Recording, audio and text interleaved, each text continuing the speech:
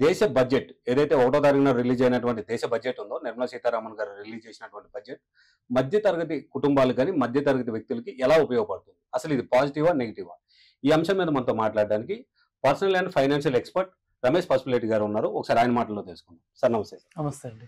Sir ఇప్పుడు ఏదైతే budget మొన్న రిలీజ్ అయిందో, ఈ బడ్జెట్ మధ్య తరగతి కుటుంబానికి ఉపయోగపడుతుందా? లేదా? అంటే పాజిటివ్ ఆర్ నెగెటివ్? మీరేమనుకుంటున్నారు సార్ ఈ బడ్జెట్ గురించి? మధ్య తరగతి వాళ్ళకైతే చాలా పాజిటివ్ అండి. ఓకే. సో ఈ బడ్జెట్ మొదలుపెట్టినప్పుడే ఈ బడ్జెట్ ముగ్గురు కోసం తీసుకొచ్చామని నిర్మలా సీతారామన్ గారు చెప్పారు. ఒకటొచ్చేసి మధ్య తరగతి, రెండోది వచ్చేసి రైతులు, అవును సార్. మూడోది వచ్చేసి మహిళలు. సో ఈ బేస్ యాక్చువల్‌గా ఈ బడ్జెట్ మొత్తం సారాంశం చూస్తే మాత్రం ఈ ముగ్గురు కోసం ఈ బడ్జెట్ పెట్టినట్టు అర్థమవుతుంది. రెండోది ఏంటంటే మెయిన్ వచ్చేసి మధ్య తరగతి వాళ్ళ దగ్గర కొంచెం వ్యతిరేకత ఉంది ఈ గవర్నమెంట్ మీద. సో కొన్ని కారణాలు అయి ఉండొచ్చు. అంటే ఇన్ఫ్లేషన్ ఎక్కువ ఉన్నాయి, ధరలు పెరిగినాయి, జీఎస్టీలు ఎక్కువ ఉన్నాయి, నిత్యావసర వస్తువులు.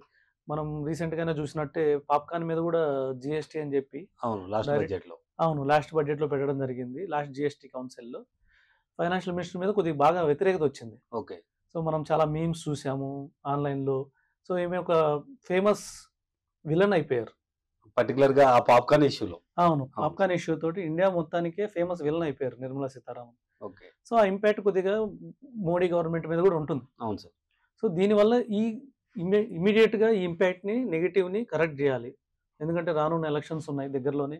మనకి ఢిల్లీ ఎలక్షన్స్ ఉన్నాయి, తర్వాత బీహార్ ఎలక్షన్స్ ఉన్నాయి. ఇలా వ్యతిరేకత కంటిన్యూ అవుతే ఆ రాష్ట్రాల్లో కొద్దిగా ప్రాబ్లం అయ్యే అవకాశం ఉంది.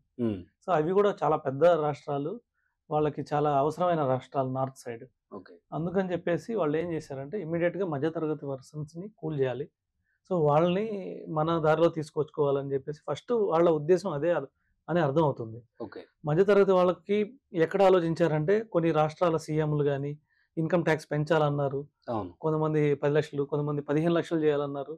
సో వాళ్ళందరికీ మధ్య మార్గంలో 12 లక్షలు అనేది చాలా మంచి ఫిగర్. ఓకే. సో మేము అసలు ఎక్స్పెక్ట్ చేయలేదు 12 లక్షలు. ఒకటేసారి 5 లక్షలు స్లాబ్ పెరుగుతుంది అనేది. ఈ ఫైనాన్షియల్ ఇండస్ట్రీలో ఉండేవాళ్ళం కానివ్వండి, ఎప్పటి నుంచో ఫైనాన్షియల్ ఇండస్ట్రీ, నేను కూడా 16 ఇయర్స్ నుంచి బడ్జెట్ చూస్తున్నాను. ఎవ్రీ టైం బడ్జెట్ అయిపోయిందా కూర్చుంటాం. అలాంటిది మేము లాస్ట్ మినిట్లో ఆమె 12 lakhs చెప్పిందాక కూడా మేము ఎక్స్పెక్ట్ చేయలేదు. సో మేమేమనుకున్నాం 7 lakhs ఉంది, మహా అయితే 8 lakhs చేస్తారు. ఎందుకంటే నాకు తెలిసినప్పుడు అది 3 లక్షలు ఉండింది. 3 లక్షల వరకు ట్యాక్స్ లేదు, 3 లక్షల తర్వాత ట్యాక్స్ కట్టాల్సింది. అలాంటిది 3 నుంచి 5 చేశారు, 6 చేశారు, 7 చేశారు. ఆ 7 చేసేళ్ళకే మేము 7 lakhs దగ్గర మేము చాలా పెద్దగా అనిపించింది మాకు. సో 7 lakhs చాలా మంచి. 7 lakhs అంటే మంచి రిలీఫ్. 3 లక్షల నుంచి 7 లక్షలు అంటే సో యాక్చువల్గా 3 లక్షలు కూడా కాదు, మేము చూసినప్పుడు 2.5 lakhs స్టార్టింగ్. 2.5 lakhs జీరో ఉండింది. అక్కడ నుంచి ట్యాక్స్ చాలా ఉండింది. 10 లక్షలు దాటితే 30% ఉంది. అవును సార్. 30% కాక మళ్ళీ ఎడ్యుకేషన్ సెస్ ఉంది దాని మీద, అనదర్ 3%. అంటే మొత్తం 33% వసూలు చేసేవాళ్ళు, ముక్కు పిండి వసూలు చేసేవాళ్ళు 33%. అలాంటిది ఒక్కసారిగా 12 లక్షల దగ్గర ట్యాక్స్ లేదని మేము అసలు సైలెంట్ అయిపోయాం. ఎందుకంటే ఇంతకుముందు 10 లక్షలు వచ్చిన వాళ్ళు 33% ట్యాక్స్ కట్టాలి, 3,30,000 గవర్నమెంట్ ట్యాక్స్ కట్టాలి. అలాంటిది ఇప్పుడు ఏం కట్టాల్సిన అవసరం లేదు, 12,75,000 వరకు. ఇంకొక 75,000 స్టాండర్డ్ డిడక్షన్ ఇచ్చారు. సో ఆల్మోస్ట్ 13 లక్షల వరకు ఇచ్చినట్టే. 13 లక్షల వరకు ఇచ్చినట్టే. మళ్ళీ అడిషనల్ ఎన్పిఎస్ ఉంది, నేషనల్ పెన్షన్ స్కీమ్. ఇవన్నీ కామన్ గా రెగ్యులర్ గా ఉండేవి. ఇవన్నీ కట్టుకుంటే ఇంకా 15 lakhs వరకు కట్టాల్సిన అవసరం లేదు. హోమ్ లోన్ ఇంట్రెస్ట్ ఉంది, అది కూడా 2 homes ఉంటే అది కూడా ఫ్రీ అన్నారు, ఇంట్రెస్ట్ ఫ్రీ అన్నారు. మొత్తం చూపించుకోవచ్చు. 5 లక్షలు ఉంటే ఇంకో 5 లక్షలు కూడా చూపించుకోవచ్చు హోమ్ లోన్ ఇంట్రెస్ట్ ఉంటే. సరే home loan interest middle class వాళ్ళకి ఇంకొక 2-3 lakhs ఉంది అనుకున్నాం. ఒక 2 lakhs ఉన్నా అదొక 12 లక్షలు ప్లస్ అది 2 లక్షలు 14 లక్షలు ప్లస్ స్టాండర్డ్ డివియేషన్ 75,000 ప్లస్ కంపల్సరీగా ఎన్పిఎస్ ఏదో ఒకటి యాడ్ అవుతుంది. సో 15 లక్షల వరకు 16 లక్షలకు సేఫ్ అయిపోయింది. సో ఈ డబ్బులతో ఏం చేస్తారు అనేది మెయిన్ చూడాలి మధ్యతరగతి వాళ్ళు.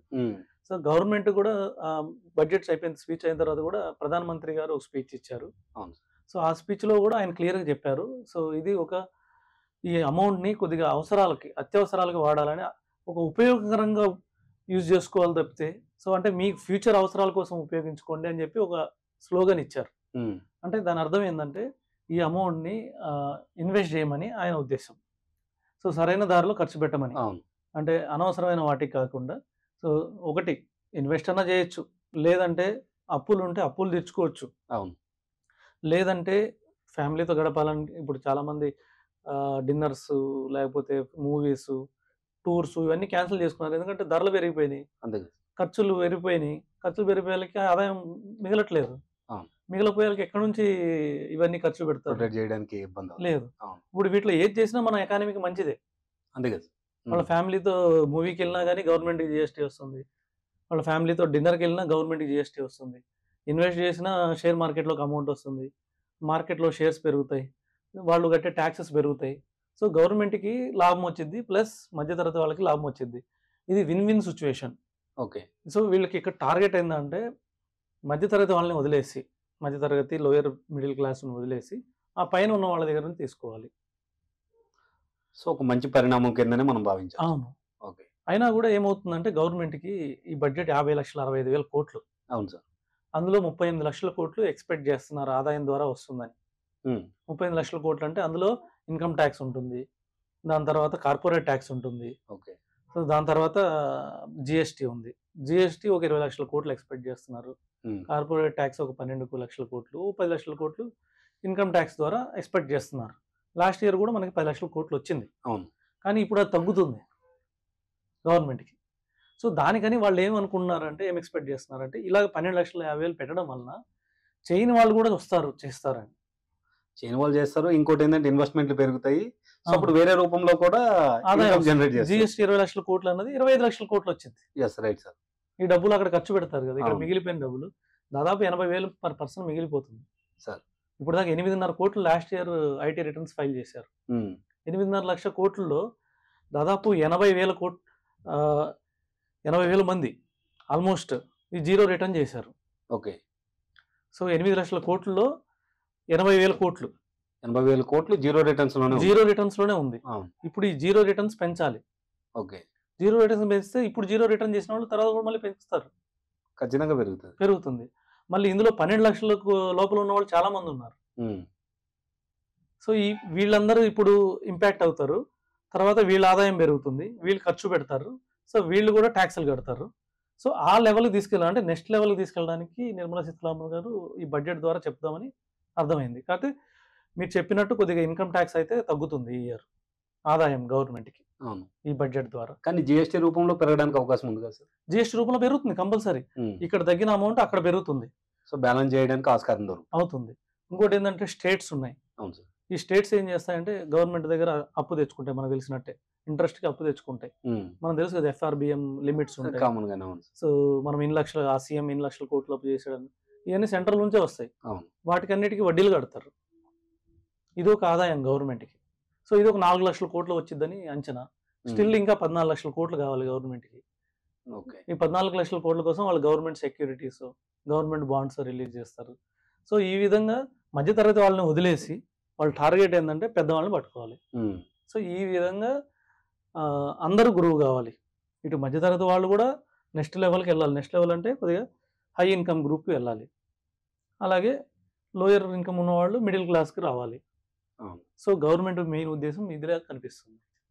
రైట్. ఇది అసలు ఎవరైతే ఎంప్లాయీస్ ఉంటారో వాళ్ళ మీద ఏమైనా ఇంపాక్ట్ చూపిస్తుందా సార్? లైక్ ఇప్పుడు పరాణం ఒక 12 lakh 15 lakh ప్యాకేజ్తో కొంతమంది ఎంప్లాయీస్ ఉంటారు కదా, సో వాళ్ళ మీద ఎలాంటి ఇంపాక్ట్ చూపిస్తుంది? అదే 12 lakhs 15 lakhs ఉన్న వాళ్ళకి హౌస్ ఇది ఇచ్చేసారు మనకి, అంటే హౌస్ ఇంట్రెస్ట్ ఉంటుంది, అది చేసుకోవచ్చు. తర్వాత ఎన్పిఎస్ ఉంది, national pension scheme, national NPS Vatsalya అని ఒకటి వచ్చింది. అవును. సో ఎన్పిఎస్ వాత్సల్యాలో కూడా ఇన్వెస్ట్ చేసుకున్నాయని ఇందులో చూపించచ్చు. తర్వాత 80cc-D అదే మనకి ఎన్పిఎస్, దాంట్లో 50,000 వరకు ట్యాక్స్ ఫ్రీ ఉంది. కాబట్టి ఇవన్నీ ఇంపాక్ట్ అయ్యి చాలా వరకు 15 lakhs వరకు వాళ్ళకి ఊరట దొరికింది. ఇంకా తర్వాత వాళ్ళు కట్టాల్సిందే, ఇంకా అందరూ కట్టకపోతే మన దేశం ఇంకా వెనకబడిపోతుంది. సో ఖచ్చితంగా అయితే ఇది మధ్య తరగతి వాళ్ళకి మాత్రం ఫ్రెండ్లీ బడ్జెట్ అంటారు. డెఫినెట్ గా. ఓకే. సో అన్ని విధాలుగా అన్ని సౌకర్యాలు దొరికినట్టే మధ్య తరగతి వాళ్ళకి. అవును.